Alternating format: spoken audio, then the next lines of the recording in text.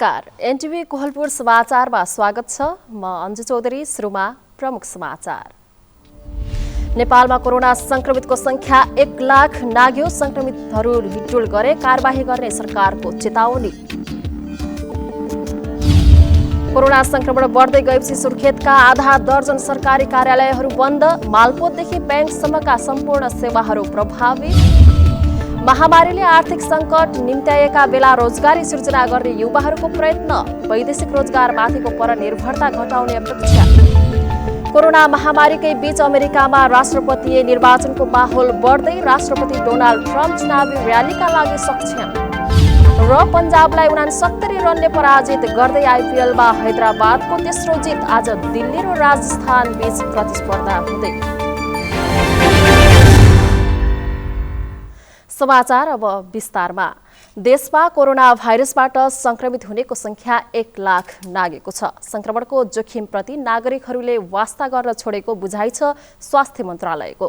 पछिल्ला प्राप्त रिपोर्टहरूले कोरोना संक्रमितहरू सावधानी नअपनाएर खुल्ला घुमिरहेकोले संक्रमण फैलिने भन्दै संक्रामक रोग ऐनको व्यवस्था अनुसार कारबाही गर्ने सोचमै सरकार पुगेको छ। पीसीआर परीक्षणका लागि स्वाब दिएकाहरूले आफ्नो रिपोर्ट नआउँदासम्म आइसोलेसनमा बसिदिन स्वास्थ्य मन्त्रालयले आग्रह गरेको छ। संक्रमणको दर बढिरहेको अवस्थामा पनि पीसीआरका लागि स्वाब दिने र नियमित काममा फर्किने गर्नाले संक्रमण फैलाउन मद्दत गरेको मन्त्रालयको बुझाइ छ। पीसीआरको निम्ति स्वाब दिनुभएका सम्पूर्ण महानुभावहरूले रिपोर्ट नआउन्जेलसम्म क्वारेन्टिनमा अनिवार्य बस्नुपर्दछ। र के कुरा चाहिँ रिपोर्ट आइरहेको छ भने टेस्ट गर्न दिने, स्वाब कलेक्सन गर्ने र रिपोर्ट नआउँदै आफ्नो काम चाहिँ सुचारू गरिराख्ने, अफिस जाने अन्य काम गर्ने त्यस्तो काम भइरहेको छ। कोरोनाको संक्रमणलाई नियन्त्रणमा लैजान सरकारले जति प्रयास गर्दा पनि नागरिकहरूले सोचे जस्तो सहयोग नगरेको स्वास्थ्य मन्त्रालयले बताएको छ। नागरिकमा संक्रमण प्रतिको सजगता हराउँदै गएकाले संक्रामक रोग ऐनको प्रभावकारी कार्यान्वयनको तयारीमा सरकार देखिन्छ। कोरोना भाइरसको संक्रमण पुष्टि भइसकेकाहरू पनि आइसोलेसनमा नबसेको खबर आएको भन्दै स्वास्थ्य मन्त्रालयका प्रवक्ता डाक्टर जागेश्वर गौतमले त्यस्ताहरूको पहिचानमा सहयोग गर्न अपिल गर्नुभयो। कोभिड-19 पोजिटिभ आएका व्यक्तिहरू आइसोलेसनमा नबसेको पाइएकोले केही मान्छेहरू आइसोलेसनमा बस्नुभएको छैन र यस्तो रिपोर्ट हामीलाई प्राप्त भएको छ। यस्तो अवस्थामा घर परिवार छिमेकीले समेत अनुगमन गरी हेरी पत्ता लगाइकन खबर गरिदिनु हुन अनुरोध छ। यदि कसैले पोजिटिभ आएको व्यक्ति आइसोलेसनमा नबसी बाहिर हिँडेको छ, अरूको सम्पर्कमा आएको छ भने संक्रामक रोग ऐन अनुसार 6 महिना चाहिँ जेल सजायसम्म हुने व्यवस्था छ। हामीले चाहिँ गृह मन्त्रालय र जिल्ला प्रशासन कार्यालयहरूलाई चाहिँ सूचना गरिसकेका छौँ। कोरोना संक्रमण नियन्त्रणका लागि सरकारले सबै प्रयास गरिरहेको भए पनि नेपालमा कोरोना संक्रमितको संख्या 1 लाख नागेको छ। पछिल्लो 24 घण्टामा देशभर 2059 जना कोरोना संक्रमण भएसँगै संक्रमितको संख्या 1 लाख नागेको हो। हाल देशभर 27,053 जना सक्रिय संक्रमित छन्। 11,176 जना संस्थागत आइसोलेसनमा छन् भने बाँकी 15,877 जना होम आइसोलेसनमा रहेका छन्। आज 13,279 जनाको परीक्षण भएको छ। यो सहित नेपालमा 11,45,237 जना पीसीआर परीक्षण भएको छ। हाल क्वारेन्टाइनमा 4,307 जना छन्। पछिल्लो 24 घण्टामा जम्मा 1,680 जना निको भएका छन्। यो सहित हालसम्म 73,023 जना संक्रमण मुक्त भएका छन्। यो कुल संक्रमितको 72.5% हो। पुरुषोत्तम सापकोटा, एनटिभी कोहलपुर। सरकारले कोभिड-19 को संक्रमण समुदाय स्तरमा फैलिएको बारेमा परीक्षण गर्न थालेको छ। स्वास्थ्य तथा जनसङ्ख्या मन्त्रालयको इपिडेमियोलोजी तथा सरुवा रोग नियन्त्रण महाशाखाले विश्व स्वास्थ्य संगठनको सहयोगमा एन्टिबडी परीक्षणका लागि विज्ञ सहितको प्राविधिक टोली आजदेखि 7वटै प्रदेशमा खटाएको छ। महाशाखाका निर्देशक डाक्टर वासुदेव पाण्डेले संक्रमण समुदाय स्तरमा फैलिएको छ वा छैन भन्ने अध्ययन गर्न टोली परिचालन गरेको बताउनुभयो। अध्ययनबाट नेपालमा समुदाय स्तरमा संक्रमण फैलिएको छ वा छैन र फैलिएको रहेछ भने कुन तहमा रहेको छ भन्ने पनि पत्ता लगाउने उहाँले बताउनुभयो। टोली आज सम्बन्धित स्थानीय तहमा पुगेर शनिबार स्थानीय प्राविधिकसँग तालिम पश्चात आइतबारबाट रगतको नमुना सङ्कलन गर्नेछ। नेपाल अहिले संक्रमणको दोस्रो चरणमा रहेको छ। संक्रमित भएको व्यक्तिबाट अर्को व्यक्तिमा संक्रमण सर्नुलाई दोस्रो चरण मानिन्छ। सुर्खेतमा कोरोना भाइरसको संक्रमण बढ्दै गएपछि सरकारी कार्यालयहरूको काम प्रभावित बनेको छ। पछिल्लो पटक कर्मचारीहरूलाई कोरोना पुष्टि हुन थालेपछि आधा दर्जन बढी सरकारी कार्यालय सिल गरिएको हो। वीरेन्द्रनगरमा रहेका जिल्ला प्रशासन कार्यालय, नेपाल टेलिकम, राष्ट्रिय वाणिज्य बैंक सुर्खेत शाखा, कर्णाली प्रदेशसभा सचिवालय र जिल्ला मालपोत कार्यालय सिल गरिएको छ। सेवाग्राहीको अत्यधिक भिड हुने बैंक तथा मालपोत कार्यालयले आफ्ना कर्मचारीमा कोरोना पुष्टि भएपछि संक्रमण अन्य व्यक्तिमा फैलिन नदिन कार्यालय सिल गरिएको सम्बद्ध कार्यालय प्रमुखहरूले बताएका छन्। वाणिज्य बैंकले अर्को व्यवस्था नभएसम्मका लागि कार्यालय सेवा बन्द गरेको छ भने अन्य कार्यालयले भने एक साताका लागि सेवा बन्द गरेको सूचना टाँसेका छन्। नेपालमा कोरोना भाइरसको संक्रमण दर मात्रै बढेको छैन, नेपालीहरूको महान पर्व नजिकिएका छन्। बजारमा चहलपहल सुरु भइसकेको छ। आज हामीले बाँकेको कोहलपुरका नागरिकहरूलाई संक्रमणको जोखिममा पर्वहरू कसरी मनाउने योजना बनाउनु भएको छ भनेर सोधेका छौं। हेरौं उनीहरूको भनाई आजको आवाजमा।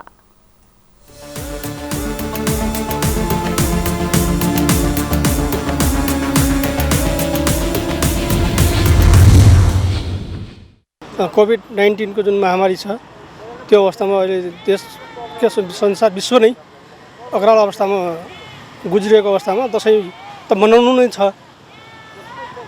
अब जसरी हुन्छ सामाजिक दूरीहरू कायम गरेर अघिल्लो वर्षभन्दा फरक ढङ्गले मनाउनु नै पर्छ दसैँ हामीले।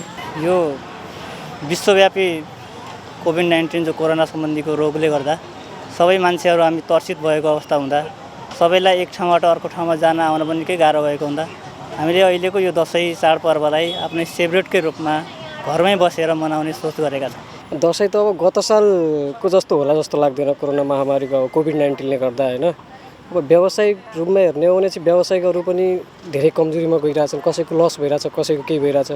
अब हुने खाने मान्छेहरू दसैँ तिहारमा घरभित्रै मनाउँछन् राम्रोसँग। अरूबाट हामी जस्तै हुन्छन् नि, व्यवसाय गर्ने मान्छेहरू जस्तै किस्ता हाल्यो, किस्ताबाट गाडी निकालिरहेछ। किस्ता कसरी हाल्ने, कसरी दसैँ मनाउने, यता दसैँ मनाउनेको चापमा जाने कि यता गाडीको किस्ता हाल्नेको चापमा जाने भन्ने हामीलाई टेन्सन हुन्छ होइन। अनि आफ्ना घरती आफ्नो जान बसेर मनाउने, आफ्नादेखि अर्को घर जानु भएन।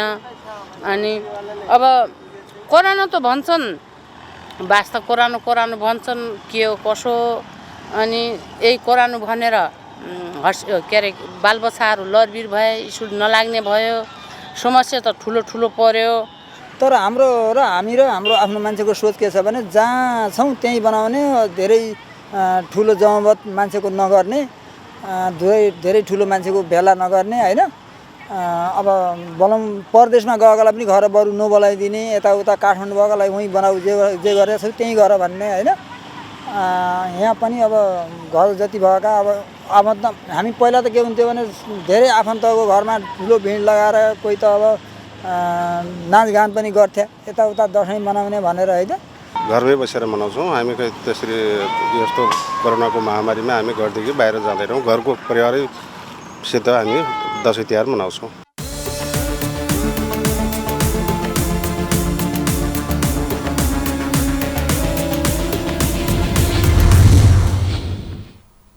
समाचारको क्रम जारी नै छ। अहिलेलाई एकैछिनको विश्राम।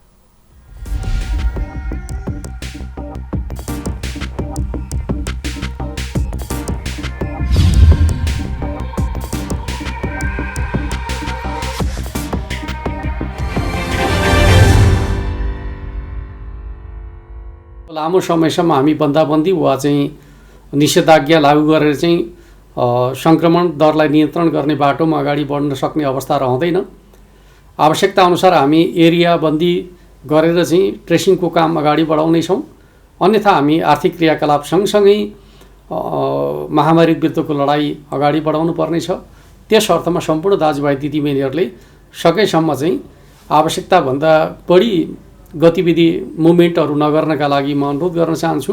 घर बाहिर निक्लनु पर्दाखेरि अनिवार्य रूपमा स्वास्थ्य सुरक्षा मापदण्ड प्रयोग गर्ने, मास्क लगाउने र कुनै पनि वस्तुलाई छोइसकेपछि सार्वजनिक स्थानका वस्तुहरूलाई छोइसकेपछि सेनिटाइज गर्ने वा चाहिँ साबुन पानीले हात धुने जस्ता मापदण्डहरू प्रयोग गर्ने र एक अर्को व्यक्तिबाट चाहिँ निश्चित दूरी बनाएर चाहिँ संवाद गर्ने खालको तरिका प्रयोग गर्यो भने यो महामारी विरुद्ध हामी आफूलाई सुरक्षित गर्न सक्छौँ।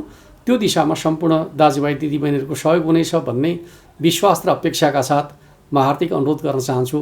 जनचेतनाका लागि लुम्बिनी प्रदेश सरकार मुख्यमन्त्री तथा मन्त्री परिषदको कार्यालय रूपन्देही। विकटतालाई चिर्ने एउटा यात्रा। कर्णाली प्रदेशका मुख्यमन्त्रीसँग नागरिकको अपेक्षा। अझ बिन्ती हामी जोड्नेछौँ, अझ हामी पोटो थाम्नेछौँ। जनताका गुनासाको प्रत्यक्ष सम्बोधन।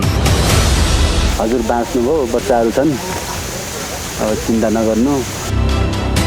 महेश बाबुको मुभी हेरेका थिएँ, भरत भन्ने, त्यस्तै मन्त्री आज हामीले यहाँ भेटाएका छौँ। समृद्धिका लागि सरकारले थालेका गतिविधि सहितको कार्यक्रम हाम्बा कुरा हाम्बा मुख्यमन्त्री,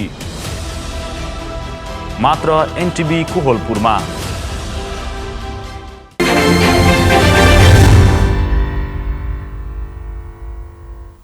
विश्रामपछि समाचारमा पुनः स्वागत छ। अब बाँकी समाचार। आज हुलाक दिवस। एक समय हुलाक मानिसले सञ्चार गर्ने एकमात्र उपयोगी माध्यम मानिन्थ्यो। मानिसहरू चिठी पत्र पठाउन होस् अथवा अन्य खबरहरू आदान प्रदान गर्न हुलाककै प्रयोग गर्ने गर्थे। तर प्रविधिको विकास भएसँगै अहिले हुलाकबाट हुने सूचनाको आदान प्रदान कम हुँदै गएको छ। हुलाक कार्यालयहरू अहिले टिकट बेच्ने ठाउँ मात्र बनेको छ। पत्रहरू आदान प्रदान गर्ने सेवाग्राहीहरूले व्यस्त रहने कैलालीको हुलाकी कार्यालयमा अहिले पत्र पठाउने सेवाग्राहीको भिड देख्न सकिँदैन। प्रविधिको विकास भएसँगै अहिले खबरहरू आदान प्रदान गर्न मानिसका हात हातमा मोबाइल छन्। उबेला खबरहरू आदान प्रदान गर्ने ठाउँ नै सबैका लागि हुलाकी कार्यालय हुन्थ्यो। अहिले चिठी पठाउने भन्दा सरकारी कामका लागि टिकट खरिद गर्ने सेवाग्राही मात्रै आउने गरेका छन्। नयाँ नागरिक अब प्रतिलिपि गर्नको लागि यहाँ टिकट चाहिँदो रहेछ। टिकटको लागि 15 रुपियाँको टिकट म हुलाकमा लिन आएको। यहाँ हुलाक थियो, यताउता चिठी ओसार पसार हुन्थ्यो, एक ठाउँबाट अर्को ठाउँमा हुलाकी दाइहरू एउटा गाविसबाट अर्को गाविससम्म पुर्याउनुहुन्थ्यो। अब त मोबाइल सेवा आइसक्यो, अब हुलाकको त्यति महत्त्व हुँदैन। एक समय थियो हुलाकी दाइ हातमा चिठी लिएर गाउँ गाउँ पुग्थे। हाम्रा आफन्तले चिठी पठाएका छन् भने पनि हामी ती हुलाकी दाइको बाटो कुर्थ्यौं। तर अहिले त्यो समय छैन। हुलाक कार्यालय कैलालीका प्रमुख मेनका श्रेष्ठ हुलाक कार्यालयमा अहिले सेवाग्राहीहरू फेरिएको बताउनुहुन्छ। विगतमा हाम्रो यो खालि चिठी पत्रहरू आदान प्रदान मात्रै हुने काम गर्थ्यो। पछि गएर चाहिँ हाम्रो यहाँ हुलाक बचत बैङ्क पनि थपियो अनि लोकसेवा आयोगको यो विज्ञापनहरू पनि यहीँबाट हुन्थ्यो। अनि त्यसपछि यो चिठी पत्रहरू आदान प्रदान त छँदैछ। अनि टिकटहरू बिक्री हुने अनि केबल एफएमहरू सबै यहीँबाट नवीकरण हुने। सञ्चार केन्द्र धनगढीको काम पनि हामीलाई नै जिम्मेवारी दिनुभएको छ। केही वर्ष अघिसम्म पनि सूचना र सन्देशहरू आदान प्रदान गर्ने साधन नै हुलाक थियो। तर अहिले सर्वसाधारणहरूले यसको प्रयोग कम गर्न थालेका छन्। निर्मला खडायत, एनटिभी कोहलपुर, सुदूरपश्चिम प्रदेश, कैलाली। कोरोना महामारीपछि नेपालभित्र रहेका धेरैले रोजगार गुमाउन बाध्य हुनु पर्यो।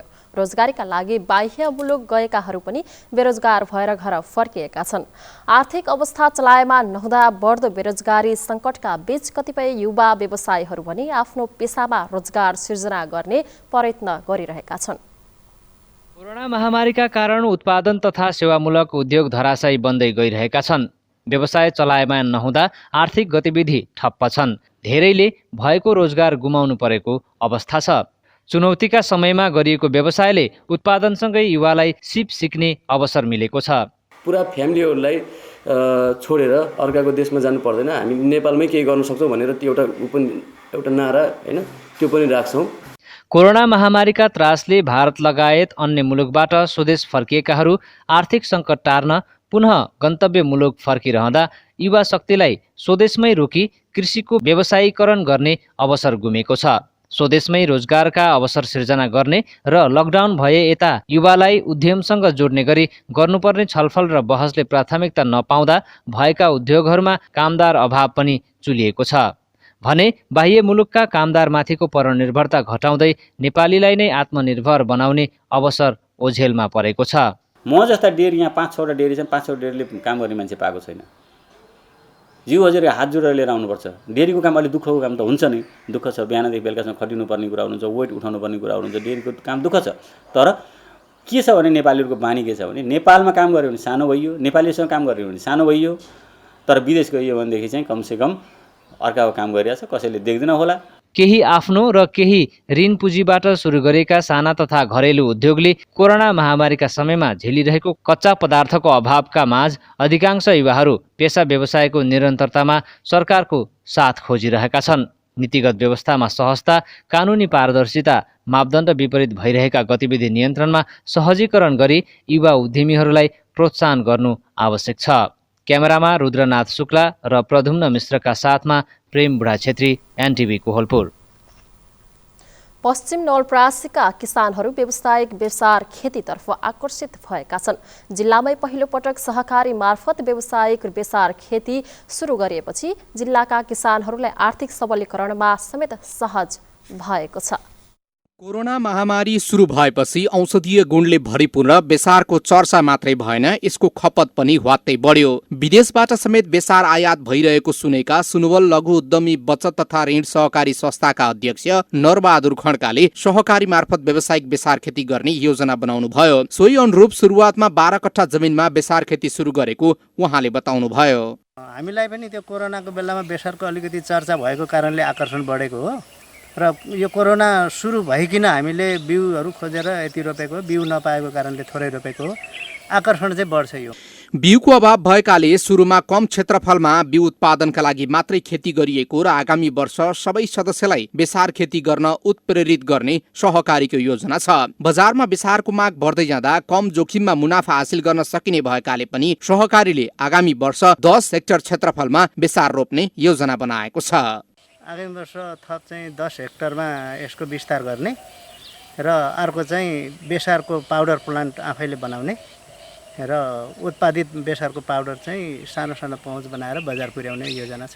स्थानीय तहले बेसार खेतीतर्फ आकर्षण बढाउन प्रोत्साहन गर्नुपर्नेमा किसानहरूले जोड दिएका छन्। पश्चिम नवलपरासी बेसार खेतीको हिसाबले सम्भावना भएको जिल्ला भएकाले व्यावसायिक बेसार खेतीमा प्रोत्साहन गर्नुपर्ने कृषि ज्ञान केन्द्रका प्रमुख देवेश कुमार मिश्राको भनाइ छ। बेसार खेतीको राम्रो सम्भावना छ र भइरहेको पनि छ र यसलाई तपाईको विस्तार गर्ने प्रशस्त सम्भावना पनि रहेको छ। व्यावसायिक खेती कम छ र यसको व्यावसायिक खेती गर्ने प्रशस्त सम्भावनाहरू छ। पश्चिम नवलपरासीमा प्रतापपुर, सुस्ता लगायतका गाउँपालिकाका किसानले पनि बेसार खेती गर्दै आएका छन्। जिल्लामा करिब 20 हेक्टर क्षेत्रफलमा बेसार खेती हुँदै आएको छ। बेसार खेती कमै मात्र हुने भएकाले यसतर्फ आकर्षण बढाउन सके किसानहरूले कम लगानीमा राम्रो फाइदा लिन सक्नेछन्। विकास अधिकारी, नेपाल टेलिभिजन, प्रदेश नम्बर 5, पश्चिम नवलपरासी। रुकुम पश्चिमको त्रिवेणी गाउँपालिकाका किसानहरूले दूध उत्पादनका लागि व्यावसायिक रूपमा जर्सी गाई पाल्न सुरु गरेका छन्। त्रिवेणीको झुल्लेटा बजारमा किसान लक्षित दुग्ध चिस्यान केन्द्र स्थापना भएकाले 1 र 2 का किसानले 20 वटा जर्सी गाई खरिद गरेका हुन्। दूध उत्पादनका लागि स्थानीय जातको गाई तथा भैँसीभन्दा जर्सी गाई नै उपयुक्त भएकाले परीक्षणका लागि त्रिवेणीका 2 वडाका 20 घर परिवारले बुटवलबाट जर्सी गाई खरिद गरिएको बताएका छन्।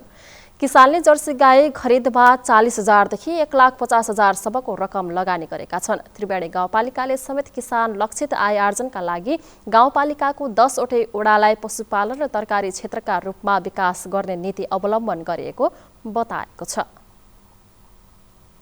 खानेपानीका लागि घण्टौं पैदल हिँडेर पानी लिन जाने डोटीको चौखुट्टे गाउँका घर घरमा धारा पुगेपछि स्थानीयहरू खुसी भएका छन्। पानीको प्रयोगलाई थप व्यवस्थित बनाउन प्रत्येक धाराहरूमा मिटर समेत जडान गरिएको छ भने पानीका लागि टाढा जानुपर्ने बाध्यताको पनि अन्त्य भएको छ।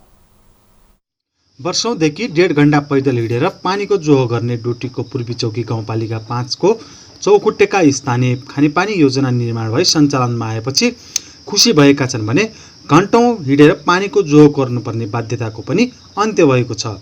चौखुट्टे खानेपानी योजना निर्माण सम्पन्न भई सो क्षेत्रमा 27 वटा धाराहरू बनेपछि करिब 400 मानिसहरू खानेपानीबाट लाभान्वित भएको पूर्वी चौकी गाउँपालिका डोटीका अध्यक्ष दीर्घराज बोगटीले बताउनुभयो।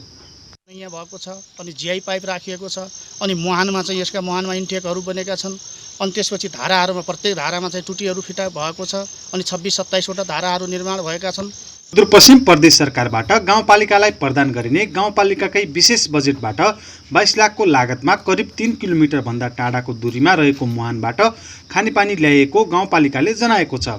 घर घरमा धारा पुगेपछि करेसाबारी सरसफाइ र लुगा धुन सहज भएको गाउँपालिकाका उपाध्यक्ष निर्मला देवी साउदले बताउनुभयो। दिनभर लागेर डोकोमा पानी बोक्थे अनि राम्रोसँग खाने पानी पिउने पानी पाइ नराखेका थिए, लुगा धुनलाई पानी थिएन। अहिले त अब घरमै करेसाबारी बनाएको छ, तरकारी फलाएको छ, दिनको दिन लुगा धोएको छ, सरसफाइ गरेको। भौगोलिक रूपमा डाँडाको बस्ती भएको चौखुट्टे पुस्तौँदेखिको स्थानीय व्यापारिक केन्द्र हो, जहाँ डोटीको पूर्वी चौकी गाउँपालिकाको काँडामाण्डो, गाजरी, पोखरी, अछामको चौरपाटी गाउँपालिकाको दुनी, मार्को लगायतका मानिसहरूको व्यापारिक केन्द्र हो। त्यहाँ यस पूर्व खानेपानीको चरम अभाव थियो। विभिन्न होटल व्यवसायी, साना उद्योग, सार्वजनिक शौचालय समेत रहेको सो क्षेत्रमा खानेपानी योजना निर्माण भएपछि सहजता आएको स्थानीय बताउँछन्। सबैतिर उभो छ र हामीलाई पानीका लागि यति फोहोर मैला पनि हुनु पाउँदैन। बिहान रातै दैलो दिक्नाको भने आफूलाई सजिलो हुन्छ। डोटी र अछाम जोड्ने पहलमानसिंह स्वार राजमार्गको बीच भागमा दुवै जिल्लाको सिमाना क्षेत्रमा रहेको चौखुट्टे बजार र आसपासको बस्तीमा खानेपानी पुग्दा निकै खुसी रहेको स्थानीय बासिन्दा एवं खानेपानी योजना निर्माण समितिका अध्यक्ष टेक बहादुर बोगटीले बताउनुभयो। प्रत्येक धाराहरूमा मिटर जडान गरिएको र प्रति युनिट रु 10 का दरले सबै घर परिवारबाट महसुल सङ्कलन गर्ने गरिएको छ। त्यस्तै खानेपानीको उचित रेखदेखका लागि एकजना हेराला राखिएको र जसका लागि प्रत्येक घरबाट मासिक रु 50 रुपैयाँ उठाएर हेरालाको खर्च व्यवस्थापन गर्ने गरिएको छ। समाचारको क्रम जारी नै छ। अहिलेलाई एकैछिनको विश्राम।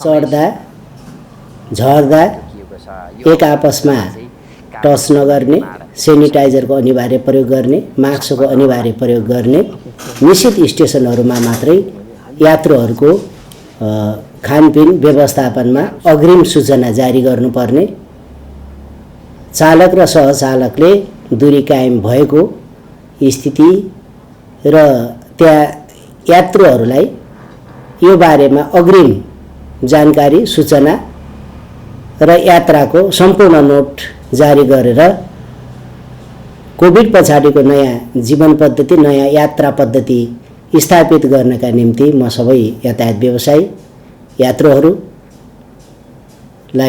विशेष अनुरोध गर्न चाहन्छु। जनचेतनाका लागि लुम्बिनी प्रदेश सरकार, आन्तरिक मामिला तथा कानुन मन्त्रालय, रूपन्देही।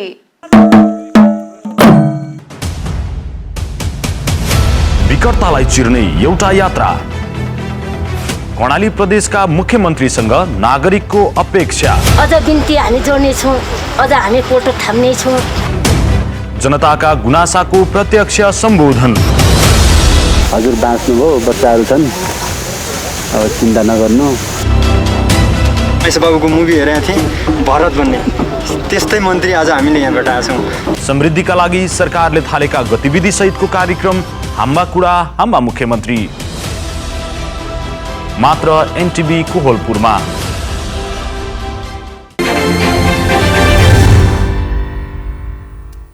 तपाईँ अहिले एनटिभी कोहलपुर हेर्दै हुनुहुन्छ। अब बाँकी समाचार। सरकारले घोषणा गरेको देशका 100 पर्यटकीय गन्तव्यमा सूचीकृत कपिलवस्तुको जगदीशपुर ताल अहिले सुनसान बन्दै गएको छ। कोरोना भाइरसका कारण मानिसहरूको चहलपहल नहुँदा सञ्चालनमा आएका डुङ्गाहरू समेत बन्द भएका छन्। अहिले ताल प्रवर्धन र विकासका लागि स्थानीय र प्रदेश सरकारले थालेका गतिविधि समेत प्रभावित भएका छन्। लुम्बिनी प्रदेश सरकारले पहिलो पटक प्रमुख पर्यटकीय गन्तव्यको रूपमा जगदीशपुर ताललाई विकास गर्न चरा अध्ययन केन्द्र सहित बहुउद्देश्यीय भ्यू टावर टावर निर्माणको योजना पनि कोरोना महामारीका कारण रोकिएको छ। असोज महिना लागेसँगै यस तालमा बाह्य मुलुकबाट समेत चरा आउने गर्दछन्।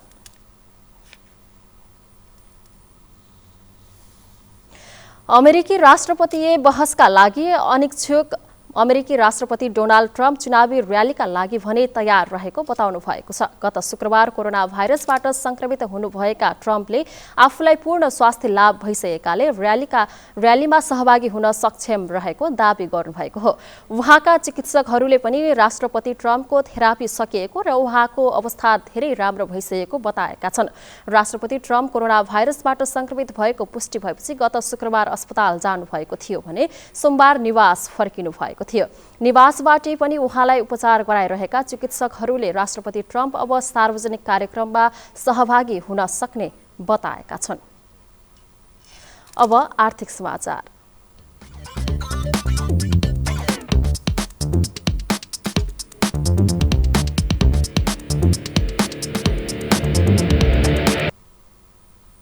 सल्यानको बाफु खोलाबाट एकै सिजनमा 16 करोड रुपैयाँको आलु निर्यात भएको छ। बागचौर नगरपालिकाको बाफु खोलाका किसानले आलु बिक्रीबाट 16 करोड रुपैयाँ आम्दानी गरेका छन्।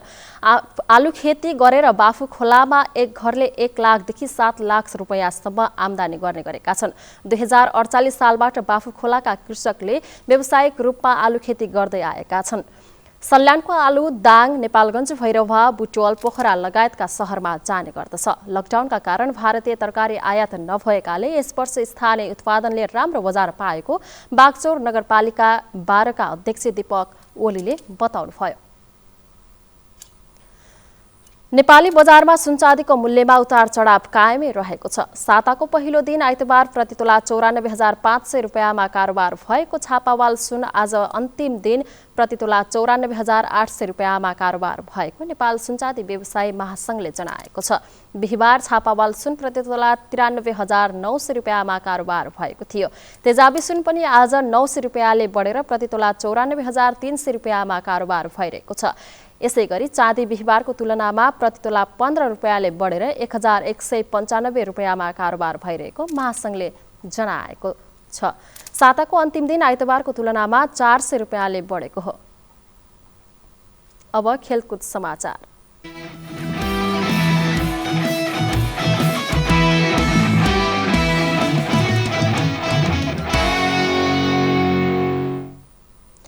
सनराइजर्स हैदराबादले युएईमा जारी इन्डियन प्रिमियर लिग क्रिकेटमा तेस्रो जित निकालेको छ। दुबईमा बिहिबार राति भएको खेलमा किङ्स 11 पन्जाबलाई 69 रनले पराजित गर्दै हैदराबादले तेस्रो जित निकालेको हो। दुबई अन्तर्राष्ट्रिय क्रिकेट स्टेडियममा हैदराबादले दिएको 202 रनको लक्ष्य पछ्याएको पन्जाब 16 ओभर 5 बलमा अल आउट हुँदै 132 रनमा समेटियो। आज दिल्ली क्यापिटल्स र राजस्थान रोयल्स बीच प्रतिस्पर्धा हुँदैछ। नेपाली लेग स्पिनर सन्दीप लामिछाने आबद्ध दिल्ली र राजस्थान आफ्नो 6औं खेलका लागि मैदान उत्रनेछन्। दिल्ली र बेंगलोर बीचको खेल नेपाली समय अनुसार साँझ 7:45 बजे सुरु हुनेछ। शारजाह क्रिकेट स्टेडियममा दिल्ली 5औं जितको खोजीमा हुनेछ। अब मौसम।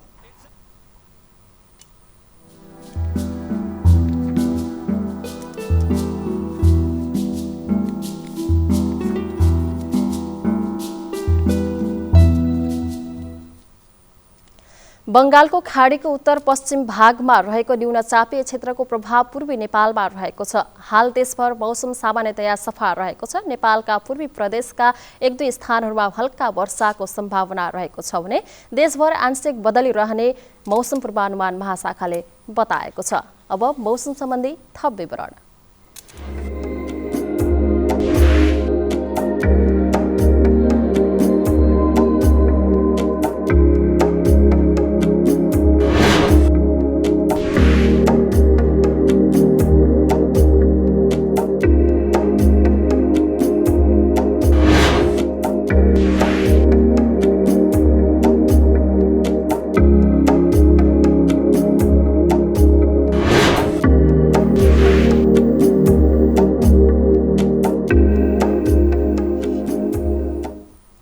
समाचारको अन्त्यमा प्रमुख समाचार पुनः एकपटक। नेपालमा कोरोना संक्रमितको संख्या 1 लाख नाग्यो। संक्रमितहरू हिटुल गरे कारबाही गर्ने सरकारको चेतावनी। कोरोना संक्रमण बढ्दै गएपछि सुर्खेतका आधा दर्जन सरकारी कार्यालय बन्द। मालपोतदेखि बैंकसम्मका सम्पूर्ण सेवाहरू प्रभावित। महामारीले आर्थिक सङ्कट निम्त्याएका बेला रोजगारी सृजना गर्ने युवाहरूको प्रयत्न। वैदेशिक रोजगारमाथिको परनिर्भरता घटाउने अपेक्षा। कोरोना महामारीकै बीच अमेरिकामा राष्ट्रपतीय निर्वाचनको माहौल बढ्दै। राष्ट्रपति डोनाल्ड ट्रम्प चुनावी र्यालीका लागि सक्षम र पन्जाबलाई 69 रनले पराजित गर्दै आइपिएलमा हैदराबादको तेस्रो जित। आज दिल्ली र राजस्थान बीच प्रतिस्पर्धा हुँदै। हवस् त अहिलेलाई समाचारको सिलसिला यति नै। बिदा दिनुहोस्। नमस्कार।